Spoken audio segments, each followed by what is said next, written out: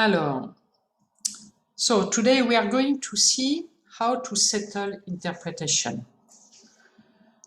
The first thing that you have to check when you want to do interpretation during your meeting Zoom is to check that this option is selected in your account. So we will go to your account, Zoom account, that is zoom.us. in the setting, in your setting. You just have all these options and you check at the end, almost at the end, that you have asked, where is it? It's here. You have done language interpretation. You have to select. It's not always done when you open a new account, a new business account. So you said, yes, I want language interpretation. Then you can choose the language and you can add some languages if you want. I just add, I don't know, Arab it's already, Japanese, well, you just add the languages that you want. We add Arabic, Catalan, Italian, and Polish. So when you are sure that this is done, then you have to plan a meeting. So you go to meeting and you do a new meeting, schedule a new meeting. When you schedule a new meeting, so let's put test interpretation. At the end of this meeting, you put the days. At the end of the meeting, you have to enable language interpretation. If you don't click here, you will not get interpretation. You don't need to put a name here, it's useless. This will be recognized only if this person belongs to your account.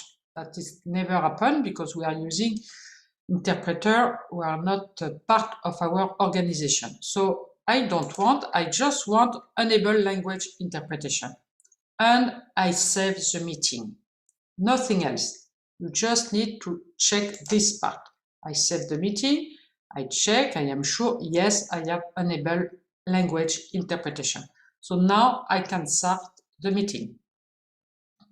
I will stop the sharing of the screen, and I will do the sharing of my screen now. So you can see I am starting as a host, and at the bottom of my screen I have interpretation because I am the host. It's only the host who can settle the interpretation.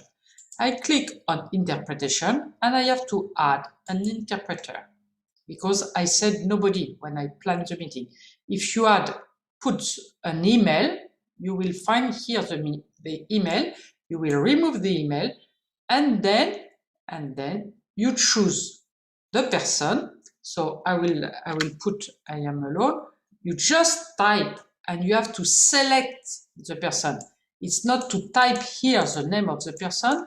It's to if I do this will not work. I have first to select the person that I want to put as interpreter. So I will put English and I will say French because it's easier for me. Okay, I put English and French and I start interpretation. Nothing else. So when the interpreter is asked to be interpreter, this person has to do OK and then choose the language to say, I want to translate from English to French, I am going to speak French, or I want to speak from French to English and I will select English. So I have to do OK. I will not do it here, but you can see in the list of the participant here, if I put the list of the participant, that this person is an interpreter and then she will select the name.